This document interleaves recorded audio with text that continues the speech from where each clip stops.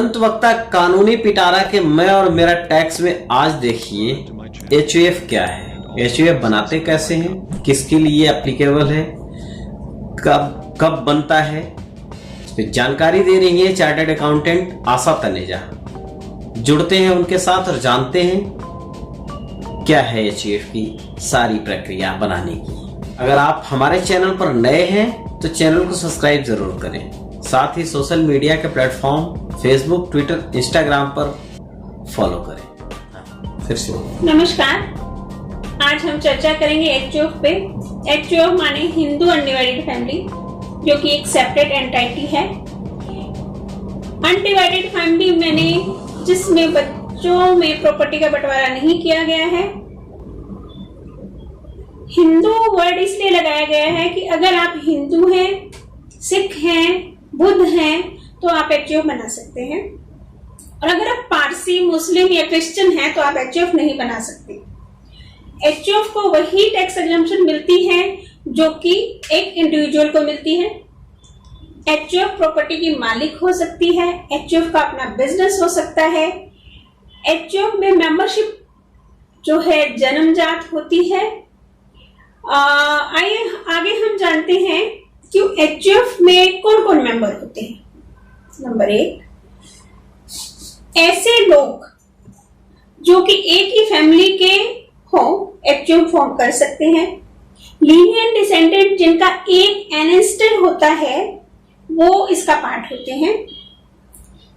जन्म से joint property में आप हिस्सेदार हो तो HUF बना सकते हो। लीनियंट डिसेंडेंट में wife, children, son and daughters include होती है। अब अगला क्वेश्चन आता है कि HUF में कौन कौन सी पार्टीज आती है। नंबर 1, कर्ता, जो कि HUF को संभालता है। HUF का सबसे बड़ा को पार्टनर होता है, प्रॉपर्टी और बिजनेस को मैनेज करता है, और बिजनेस को चलाने में और प्रॉपर्टी की इनकम कलेक्ट करने में जो कि बहुत बड़ा रोल अदा करता है। उसके बाद आता है को पार्टनर। को पार्टनर कौन होते हैं? को पार्टनर जो HUF में जन्म से मेंबर होते हैं। थर्ड होता है मेंबर्स। मेंबर्स में daughter in law, son in law और आगे जो और फैमिली मेंबर्स हैं वो मेंबर्स में आते हैं। ठीक है। अब जो कर्ता होता है, ठीक है, वो प्रॉपर्टी को मैनेज करता है और सारी जो चीजें मैनेज करना, कोई एग्रीमेंट करना, वो सारी चीजें वो करता है। और को पार्टनर जो है वो प्रॉपर्टी का हकदार होता है जन्मजात। ठीक है। हिंदू सक्सेशन एक्ट 2005 में जो अमेंडमेंट हुई है उसके बाद बेटियां भी जो है को पार्टनर में मानी जाती हैं। फिर daughter in law, son in law और रिलेटिव्स जो हैं जिनके पास नो को पार्टनरी राइट्स होते हैं, जो कि सिर्फ उनका हक, वो बंटवारा नहीं मांग सकते। जो मेंबर्स हैं वो प्रॉपर्टी HUF में अपनी हिस्सा नहीं मांग सकते, लेकिन उनको मेंटेनेंस, खाना, कपड़ा, शादी के एक्सपेंसेस वगैरह में जो है क्लेम करने का राइट है। जब एक पर्सन की शादी हो जाती है तो HUF एग्जिस्टेंस में आती है। HUF के अंदर 2 मान्यताएं हैं, एक दयाभाग लॉ और एक मिताक्षर लॉ। दयाभाग में कर्ता अकेला ओनर होता है HUF की प्रॉपर्टी का, और इसका कोई पार्टीशन नहीं हो सकता जब तक कि HUF की डेथ नहीं होती। ये वेस्ट बंगाल और असम में एप्लीकेबल है। नेक्स्ट आता है मिताक्षर, जिसमें प्रॉपर्टी HUF की होती है और बाकी सारी इंडिया में जो है मिताक्षरा लॉ के अंदर एप्लीकेबल होता है, लेकिन केरला के अंदर HUF रिकॉग्नाइज नहीं है। कुछ इंपॉर्टेंट चीजें हैं जो जान लेते हैं कि अगर बेटी की शादी हो जाती है तो भी वो को पार्टनर बनी रह सकती है। एक क्वेश्चन और आता है कि क्या HUF कर्ता फीमेल हो सकती है? Yes, female can be HUF कर्ता। वो उस केस में होती है जबकि आपका HUF में फादर की डेथ हो गई, उसके बाद उनका बेटा नहीं है तो बेटी कर्ता बन सकती है। अगर आप हिंदू से मुस्लिम कन्वर्ट हो जाते हैं तो आप एचयूएफ मेंबर नहीं रह सकते। एक क्वेश्चन बार बार जो पूछा जाता है कि क्या एचयूएफ मैनेज करने के लिए कर्ता सैलरी ले सकता है? यस, अगर कर्ता एचयूएफ का बिजनेस मैनेज कर रहा है तो वो सैलरी ले सकता है।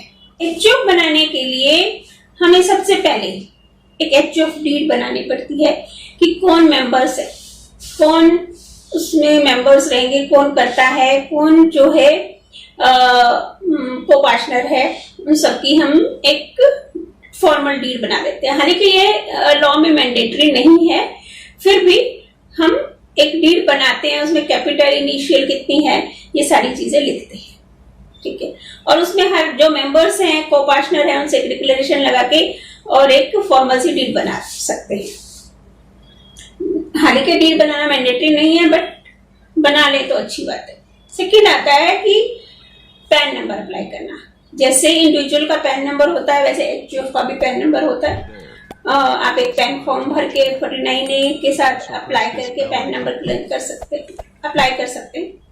थर्ड होता है opening of the bank account. HUF का बैंक अकाउंट अलग होता है, इंडिविजुअल का बैंक अकाउंट अलग होता है। एचयूएफ में जो एचयूएफ की इनकम है, एचयूएफ का फंड है, वो एचयूएफ के अकाउंट में आएगी और इंडिविजुअल का फंड इंडिविजुअल के अकाउंट में आएगा। तो नेक्स्ट होता है कि एचयूएफ में फंड जनरेशन कैसे करें, जो कि पूरी एचयूएफ बनाने में सबसे इंपॉर्टेंट है, ठीक है। एचयूएफ में फंड हम तीन तरह से जनरेट कर सकते हैं। नंबर 1, हम गिफ्ट ले सकते हैं रिलेटिव से, लेकिन ये ध्यान रखने वाली बात है कि वो गिफ्ट 50,000 रुपए से कम होना चाहिए, ठीक है। और सेकंड है हम कोई प्रॉपर्टी जो कि पूर्वज की प्रॉपर्टी है, पूर्वजों की प्रॉपर्टी है, उसको एचयूएफ में ट्रांसफर कर सकते हैं। तो एचयूएफ जो प्रॉपर्टी है एचयूएफ में आ गई और उससे आपकी इनकम जनरेट होना स्टार्ट हो जाएगी, आप उसको रेंटल इनकम दिखा सकते हैं, ठीक है। थर्ड आता है बिजनेस सेटअप। बिजनेस सेटअप के लिए बिजनेस सेटअप करना एचयूएफ के अंदर, बिजनेस सेटअप के दौरान जो है मेंबर्स जो है, को पार्टनर जो है, वो एचयूएफ को लोन दे सकते हैं और उस पे अपना ब्याज ले सकते हैं और एचयूएफ जो है उस पैसे से बिजनेस चला सकता है। एचयूएफ को वही टैक्स बेनिफिट मिलते हैं जो एक इंडिविजुअल को मिलते हैं। एचयूएफ डिडक्शन क्लेम कर सकता है, वही जो इंडिविजुअल को क्लेम डिडक्शंस मिलती हैं, एटीजी, एटीडी, सारी डिडक्शन, एटीसी 1.5 लाख रुपए तक है, वो एचयूएफ को मिल सकती है। मतलब पैरेलली हम इंडिविजुअल प्लस एचयूएफ में दोनों जगह जो है एग्जम्पशन ले सकते हैं। हर को पार्टनर, मेंबर को तो राइट नहीं होता प्रॉपर्टी में मांगने का, हर को पार्टनर को जो है इक्वल राइट होता है प्रॉपर्टी में हक पाने का। तो ये था टोटल एचयूएफ के बारे में कि एचयूएफ क्या होती है, एचयूएफ में कैसे टैक्स बेनिफिट होते हैं, एचयूएफ की इनकम क्या हो सकती है, एचयूएफ को बनाते कैसे हैं। नेक्स्ट टाइम मिलेंगे अनंत वक्ता के इसी चैनल पे नए टॉपिक की नई वीडियो के साथ।